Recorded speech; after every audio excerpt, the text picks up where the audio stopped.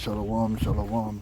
First, I'd like to give all praises unto Yahweh, Bashem Yahushai, Waharakah Kadash, and double honors unto the apostles and elders of Great Millstone, and honors to you brothers out there in the highways and the byways, teaching this word in all sincerity and in truth. Yeah, and I'm just watching this video from these Sakari cats, and you know how the thing go already. When all else fails, they always gotta go back to the whole grape doctrine. And you know it's good, because the whole grape thing is a beautiful stumbling block to wicked ass niggas, emotional bitch made ass niggas, man. Right? The Lord ain't got no time for that. Alright? The way of this world, the way you were brought up and what you deem to be socially acceptable and socially unacceptable is flawed.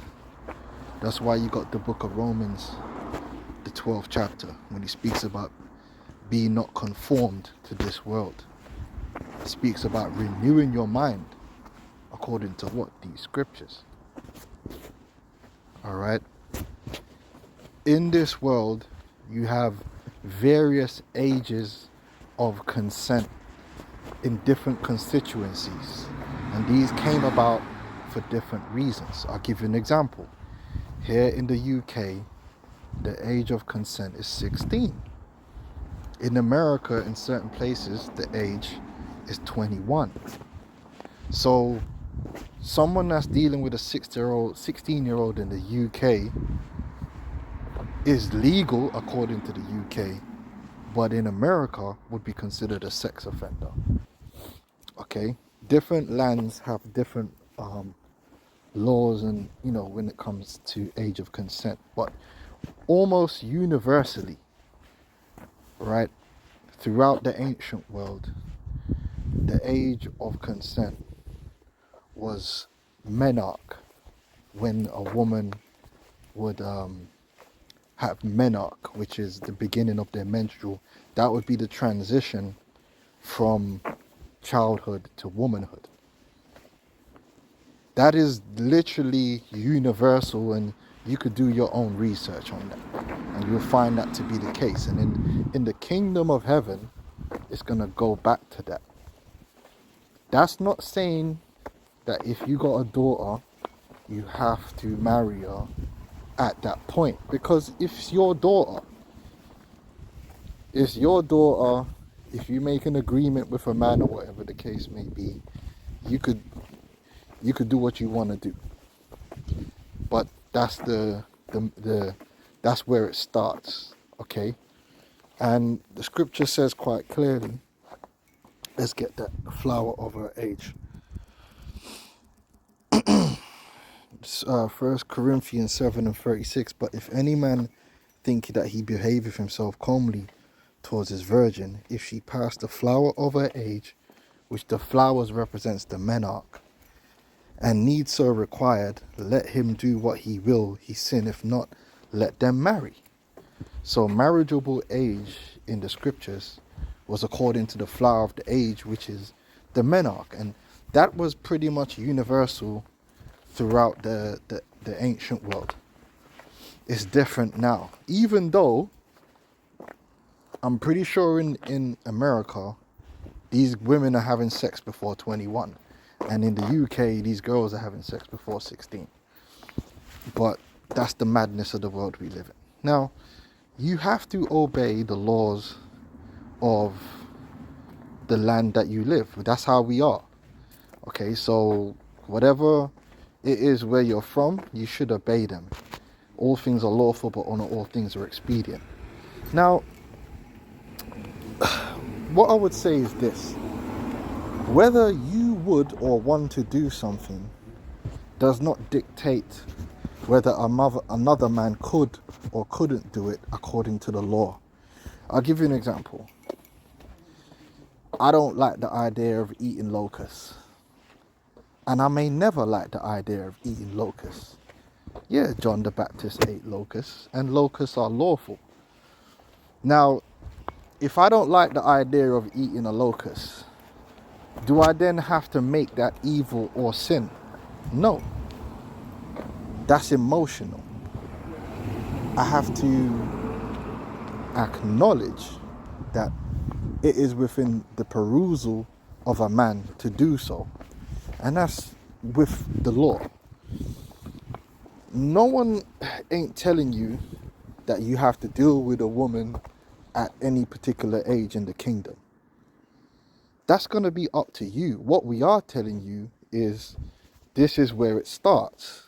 Now, if you want to wait till a woman's 30 years, if you betroth yourself to a woman and you want to wait to deal with her when she's 30 years old, that's none of my business.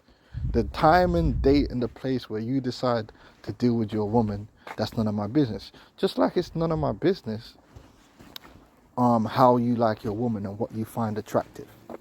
If you like big fat women, that's your business. It's not my business. I don't particularly like them.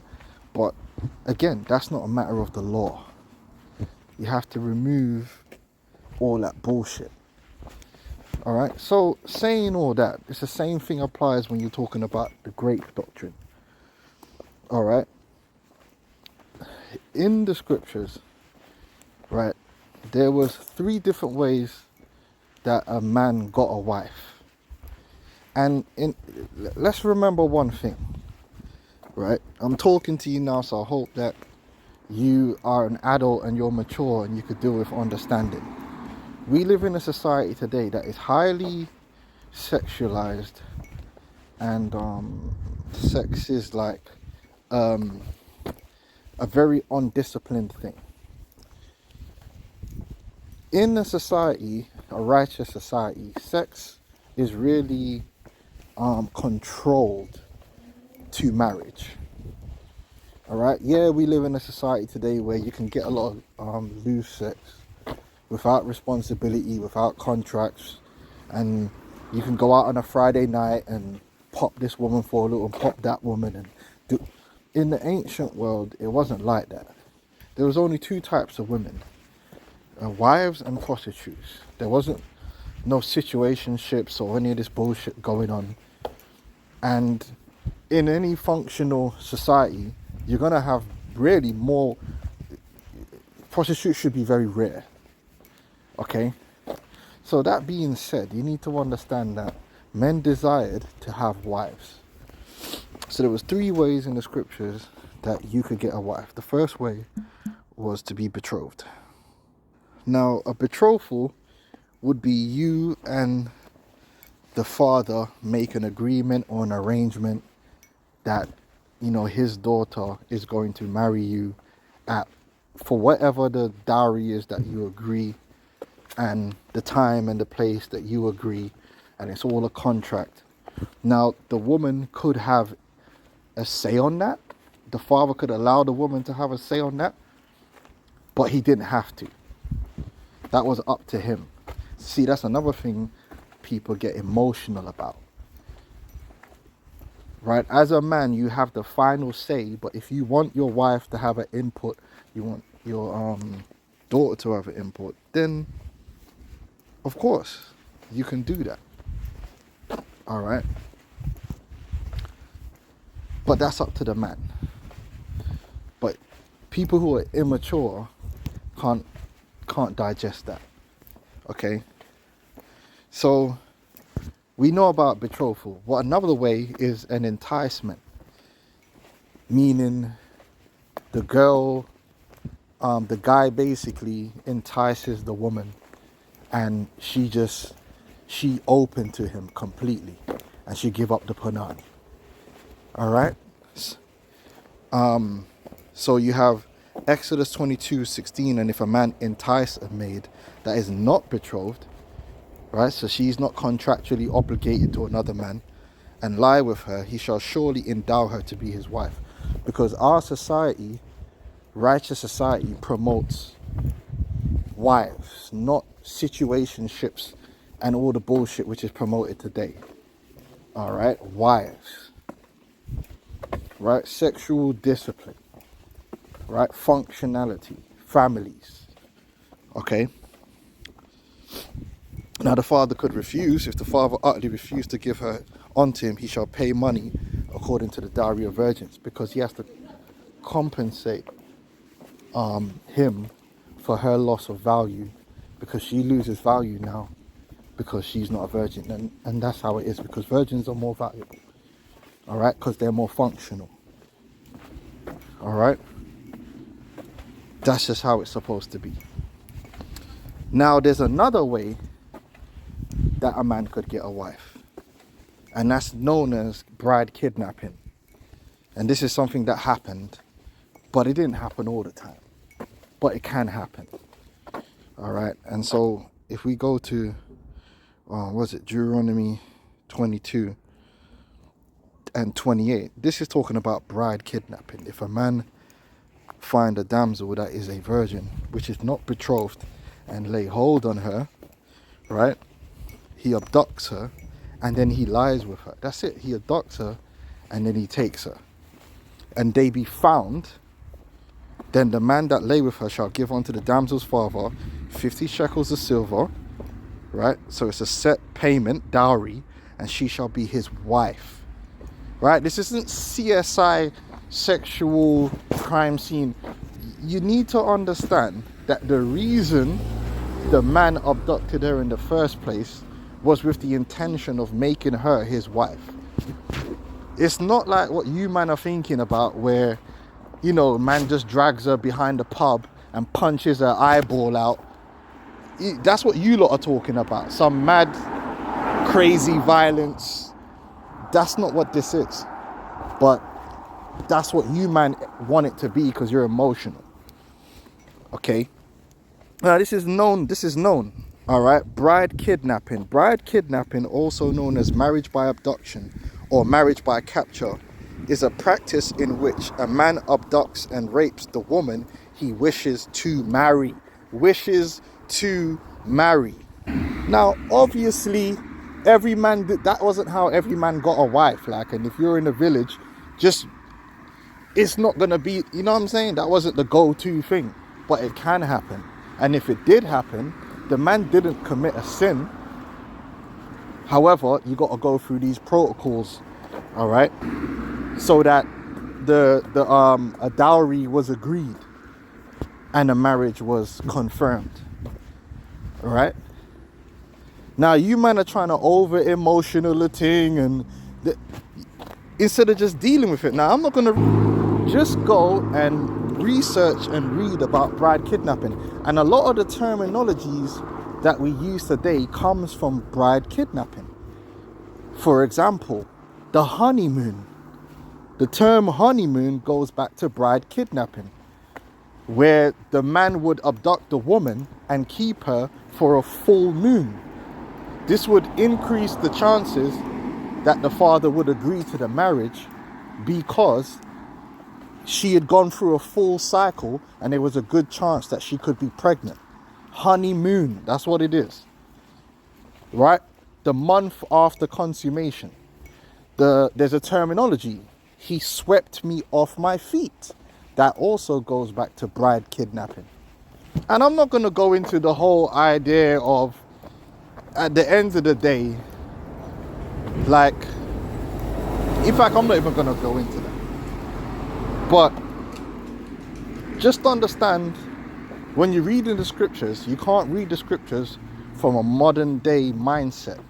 You need to understand what the scriptures are actually talking about. Bride kidnapping. All right? And that's what the law in Deuteronomy 22 and 28 is talking about. It's talking about bride kidnapping. Not CSI Special Crimes Unit, but bride kidnapping, which we can't practice bride kidnapping today anyway.